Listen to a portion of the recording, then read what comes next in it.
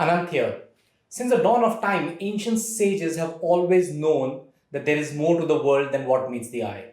In fact, the ancient yogis call the illusionary world Maya, and the entire journey of yoga is centered around piercing the veil of Maya.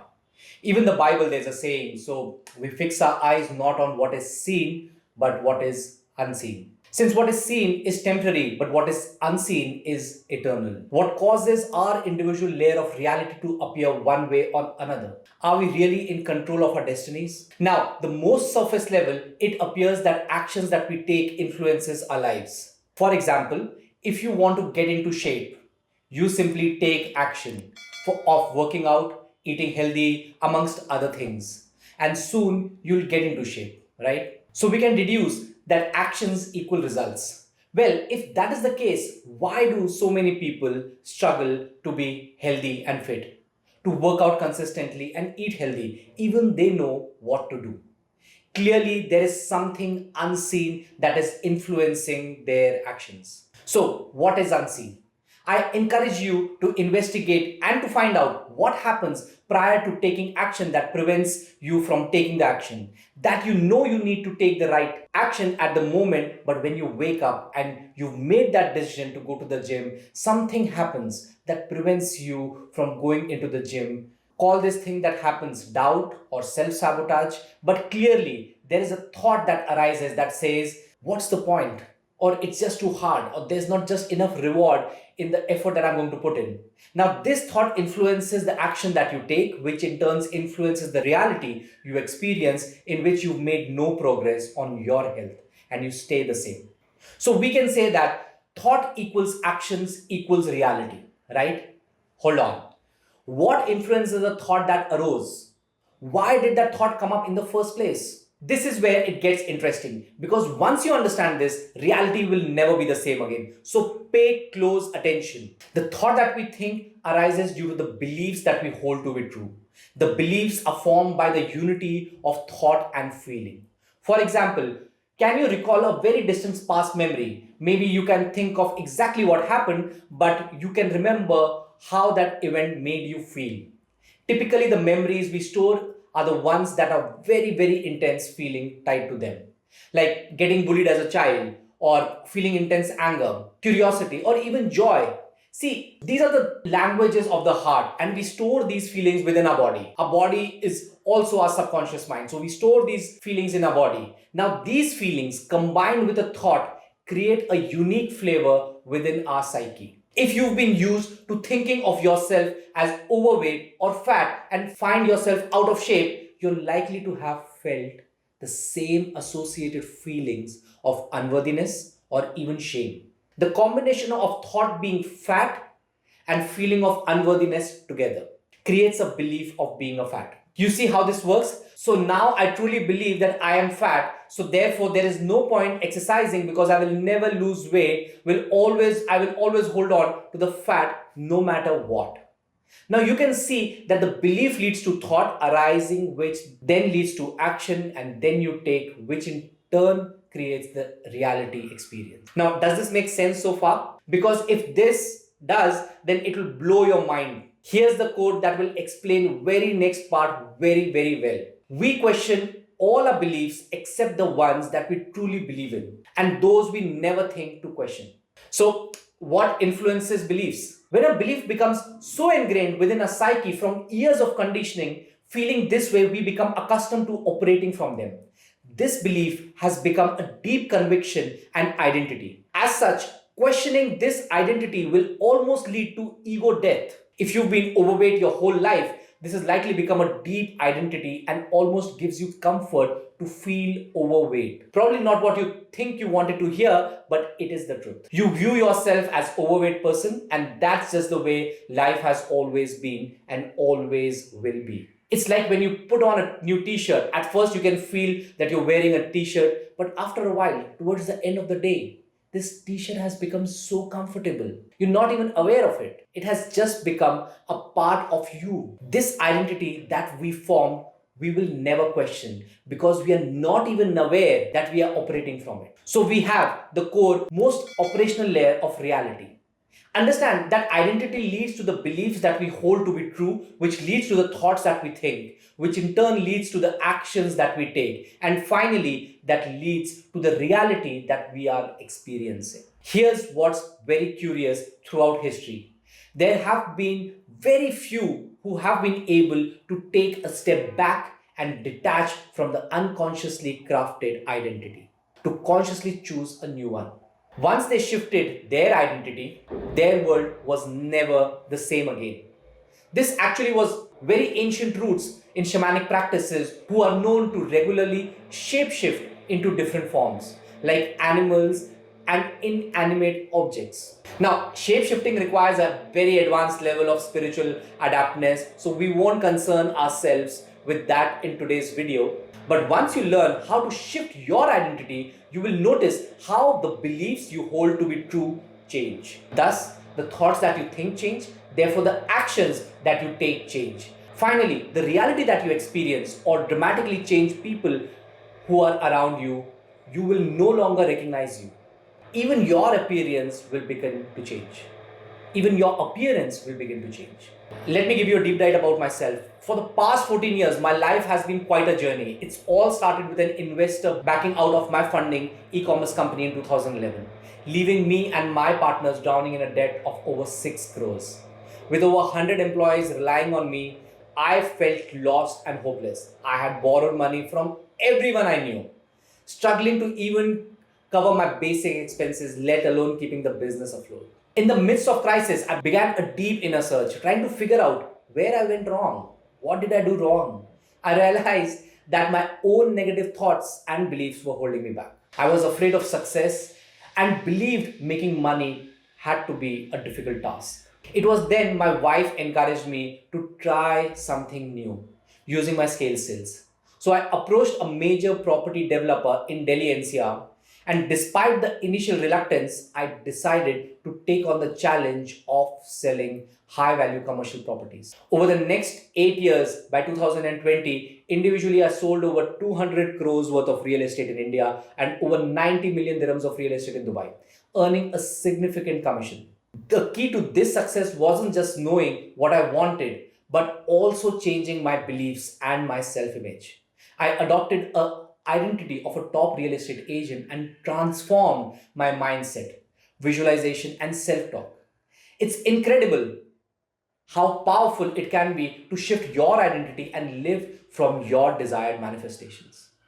That changed my life forever, and in hopes that it will do the same for you, I really want you to bookmark this and save it somewhere so you can watch it for later reference. Now, this protocol is 32 days long, which is the shortest amount of time I believe it will take for you to see actual physical results. But I've been using it myself for over years now. My request for you is just apply for 32 days and just observe how different your life has become. So with that, let's get started. So the crucial part I want you to take away once you shift your identity is that there is no limit to what is possible. In just a matter of embodying the right version of yourself, which is what I'm going to show you how to do this with the 6-step protocol. This is what happens when you learn to shift your identity. Your reality will never be the same again, because what you are seeing outside is just a reflection and how we view ourselves. Now, if you like this kind of content, then I would like you to subscribe to this channel so you can learn more about beliefs, identity, manifesting your goals into reality, and much, much more. So let's get to the key fundamental that I want you to take away. What is yourself? Have you ever inquired about why you are one particular way and not the other particular way? Why are you unconfident and introvert rather than extrovert and confident? Are you just born like this, or can you be nurtured in a different way? Have you ever wondered that most people don't understand how to do that? So they claim that, oh, this is just me. But what is you right now? The thoughts that you think, the beliefs that you hold to be true. It is just mostly an unconscious collection of things that you've picked up. Okay, as you go through life, you collect up things, you pick up things. Unconsciously, you make them a part of you. You need to channel the version of you that is required for the situation that you have at hand, for what you want to accomplish. The goal is to create your identity consciously, not unconsciously. Who you are right now is maybe 80% or 90% unconsciously crafted. What if we turned it into 80%, 90% consciously crafted?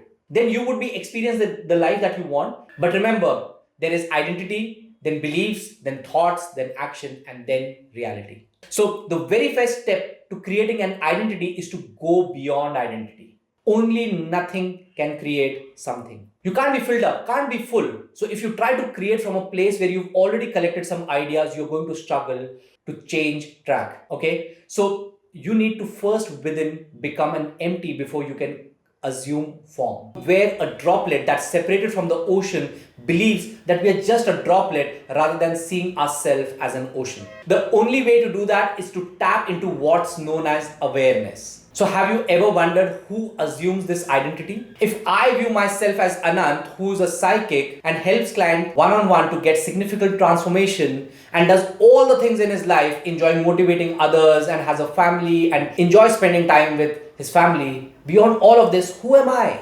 Beyond these clothes, beyond the names, beyond these characteristics that I identify with.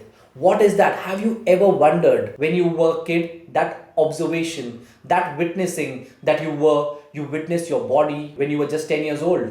That body has changed. Perhaps the content of your thoughts changed. Maybe the beliefs you held true changed. But that quality of witnessing, that quality of awareness has never changed. That's always remained constant, and that's always going to remain constant. Maybe I don't know what's going to happen in the future, but I can confidently say that the quality was and quality is and always will be the quality of witnessing. And awareness is the same within me and the same is within you. So really what happens, at first we exist. If you imagine the air in the room that you're sitting in, the air is complete and whole and it's finite and vast. When we form a bubble and capture the air within the confines of the bubble, then it starts to get trapped.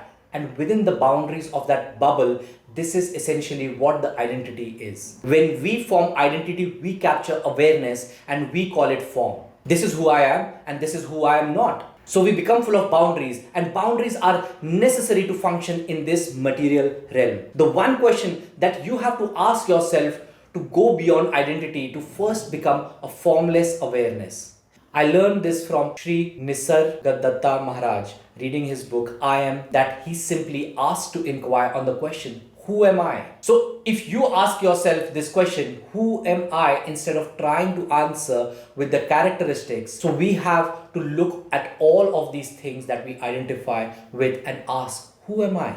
Am I really this? What am I? Am I really this name? This is what I call myself. Am I really these characters that I identify with? Am I really the thoughts and the feelings that I feel? What am I beyond? What is beyond all this? Once you start to inquire or self-inquire with these questions to see the quality of your life change, nothing really will ever bother you anymore. You never get triggered as much anymore. That's when you've attained true freedom. And you can see life for what it really is, game of illusions. So when you have emptied your cup, now you can consciously choose to embody what you want to be. And now we can move to step 2 of the 6 steps. But the last thing I want you to leave off with this, that if you is the feeling of tapping into the state of formless awareness. The feeling of I am simply waking up in a dream. Have you ever woken up in a dream and you realize that you could control it? This is what's known as lucid dreaming. If we can wake up in a dream, we realize we can control it and we can start to control it. What happens when we wake up in reality? So the reference point for dream to wake up in a dream is reality. When we wake up in a dream, we tap into the reality of this consciousness. But what happens when we wake up in reality? What is the reference point we tap into? I inquire you to think about that, because once you tap into that, then you begin to control reality. So let's get to step 2. In step 2, I want you to do is choose your zone of action or action zone and identity. And what a zone of action is the main area of your life where you would like to improve. Now let's start with something, because you can do this in multiple different areas of your life. Just let's begin with a really high priority area in your life. This could be fitness, this could be relationships, or this could be business. So for me, one really important area of my life is business. So I would like to pick business. Now, within business, there is a subfield of action, which is what? Right now, it's video making. So I would like to pick up video making when I'm making videos. So who am I showing up as? What is the identity that I'm showing up as? And if you notice, everything that I'm doing prior to making video is very deliberate. The clothing that I wear, the identity that I wear, the image that I want to present, and also the identity I want to embody. So I'm very consciously doing that. And you can do that too in just making one simple decision by first identifying the field of action and then making a decision about it, who you are going to show up as. And in the next part, we are going to show you how to craft that identity in this field of action. So let's get back to our step 3. In this 6-step protocol, it is to name this self in the action zone. Which identity shows up in this action zone? This is very crucial because this name will allow you to identify with. You might name yours something like Kobe, which is Black Mamba did, or something like Beyonce did Sasha Fierce. Or you could do something completely different. You might call yours as Grant Cardone or Dan Lok or Virat Kohli or whatever feels right for you. Whatever makes sense to you and allows you to step into that identity. Once you create that version of yourself, this hollow version of yourself that you've just created, you need to give some characteristics. So I encourage you to give 3 to 5 characteristics, how they show up in this area of life. So for me, the name that I give mine is Master Healer. When I'm stepping into doing energy work, I'm stepping into the mode named Master Healer. Now I have currently 3 to 5 characteristics as to how I'm showing up. That makes me excellent in this field. What kind of healer I am, how can I break ideas down and communicate these ideas to the subconscious mind for healing, how I'm focused, how I communicate to my clients in my session, and the positive feedback I get for the results I create from psychic energy work. This is part of my identity. So pick yours, whatever your identity would be in the action zone. Give it a name. Give it 3 to 5 characteristics so you can create this in your note section. Now, you can create it in a journal, whatever you prefer. And the goal is to every time you get into that mode, you're able to switch this identity. Now, let's get to step 4, where things are going to get really, really interesting. In step 4, you want to create affirmations that resemble the massive success that you want of this character. So create 3 to 5 powerful affirmations. Now I recommend you to keep them in your notes section so you can visit all of these at any time right before you step into and remind yourself. But again, it's completely a personal preference. So for me, one of my goals this year is to work with would-be billionaires, celebrities, and top business leaders and to take them to the next level. So I step into being that great magnet for such individuals. So one of my affirmations that I say is, Aanant is a celebrity of celebrities. Aanant is empowering millionaires to become billionaires. And this affirmation I take several times when I'm in that identity. I've also created a powerful video of affirmations and I'll leave a link in the description. So if you want to take some of those affirmations I take and benefit from it, scroll down and get to that video. Also, other affirmation that I've started using is Aanant's videos reach thousands and thousands of people every day, every single month, and clients are excited to work with Aanant and get amazing results. These are the kind of things that I use, and the 2 main things I adhere to doing is that it is in third person. Now, I like to do these affirmations in third person because I'm creating an identity. So I like to create that alternate identity, that ideal self that I would like to channel in this particular area of my life. It is to do in the present continuous tense. So it's always improving and becoming better and better. Aanant attracts. Aanant brings in this much money every single month, effortlessly with ease, etc. Aanant is getting better and better. Actually, the final thing I also like to implement is using very descriptive language, which is very emotion invoking for me, which is very, very powerful. Aanant is a master healer. He's a maestro at healing and is psychically guided. All his predictions are 100% accurate. Clients love him and he's the most sought after coach. Use words which will really inspire you. The more creative energy you can use here, the better, because the imagination is everything. Your imagination will literally create the identity that you want. So let's hop on to step 5. What do you want to create? What you want to do is create a conducive environment that triggers you to step into this state.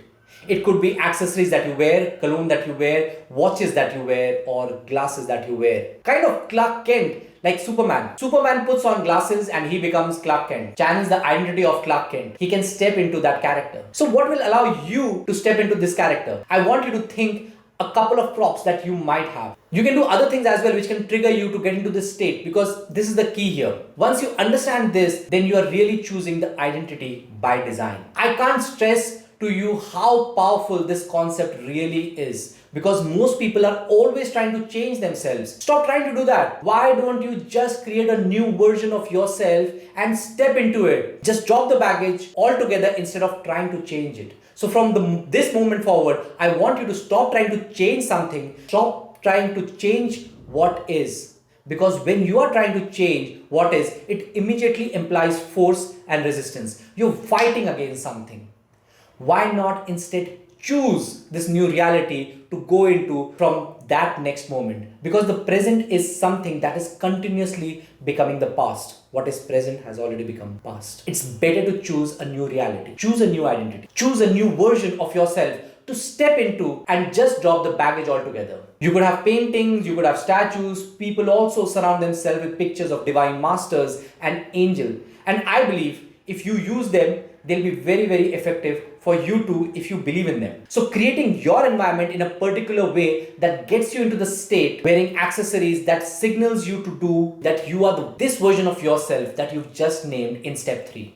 Now, these are very, very powerful ways for you to associate that identity and stepping into it by this trigger. Now let's get into the last and final step. Bring all of this together and make this embodiable, applicable for you in your day-to-day life. Bringing this all together, this is how we can apply it. Step 6. If you want to begin applying this 6-step protocol, this is what I recommend before you start any task. In your action zone, center yourself. Use step 1, go beyond the identity to center yourself. Who am I? I have awakened in reality. I see myself as reality. I'm not this character that I have been embodying. From this moment forward, I consciously choose who I want to identify as. Now, step B of part 6. Use the triggers that you've drafted here in step 5. Now, I also like you craft a theme song if you like. Maybe you have a theme song. You can pick a theme song as a trigger too. So I really recommend that you can start playing your theme song while at the same time you read your affirmations and you remind yourself who you are stepping into. So this is the way in which you can get into state. Now, Tony Robbins always talks about getting into state priming yourself a lot. And I believe this is the best way to do it, to step into that identity. And the final step is I want you to do every time before going into the action zone for at least 32 days before you make a judgment. Whatever happens, let it happen. You are still stepping into an ideal self. You don't let it get affected by the change who you've chosen to become. And it really takes just 32 days to notice any meaningful, positive, significant results. But I can promise you, within a week, you're going to start seeing few subtle changes in the area of life that you really want to get really, really good at. So why don't we do this? Why don't we create a challenge where we are going to keep each other accountable? You can create a thread that says day 1 of the identity shifting protocol, and let's do this for 32 days straight. I would love to see the end of 32 days what's going to happen. And I know 99% of the people are not going to do this, and that's why they won't be successful. But for the 1% that will do, I'm rooting for you. Let's do this for next 32 days. Let's see what happens with this identity shifting protocol. If you watch this video in full and actually follow these steps, congratulations. 99% of the people never get results because they never commit and never follow steps. If you want to speed up your results this year by working closer together with me in a Billionaire Belief Work program to get results like never before, here's my invitation to you to apply to see if it would be a good fit. All you need to do is click in the link given below and apply. Now, this is my flagship program that I've set up after my 10 years of research and have hundreds and hundreds of client success stories. I'll just do a quick scroll of them to be very respectful of your time. Now, this program is for 2 types of people. Number 1, if you're a consultant and you have been hitting a ceiling in income, you want to have a major break through, because at current place you hate it but you just can't quit because you lack clarity and certainty around which different direction to take. Or two, you are existing entrepreneur and you find that you've hit a glass ceiling in your revenue and you want to take a break this year. You're sick and tired of staying stuck at the same revenue level. To solve that, you must learn how to shift your identity into high revenue version of yourself to break past the revenue plateau. Now, if this sounds like you, click right here to fill up an application, and if you qualify, we'll reach out to schedule an initial consultation to see if there is a fit. Just transparently speaking, I get over 100 applications every single month, and because you'll be working closely with me, I can only let 2 new customers, 2 new clients every single month, which is roughly 2% acceptance rate lower than Harvard. I honestly don't know how long I'll be able to continue working with clients in such a close capacity as we are increasing the number of applications every single month. So if you're watching this video right now and you're interested and you have been interested, I would highly encourage you to apply right now. Just go ahead and fill up the application and not delay. Go ahead and schedule a consultation call with us. I look forward to helping you make 2024 your year. Thank you for watching.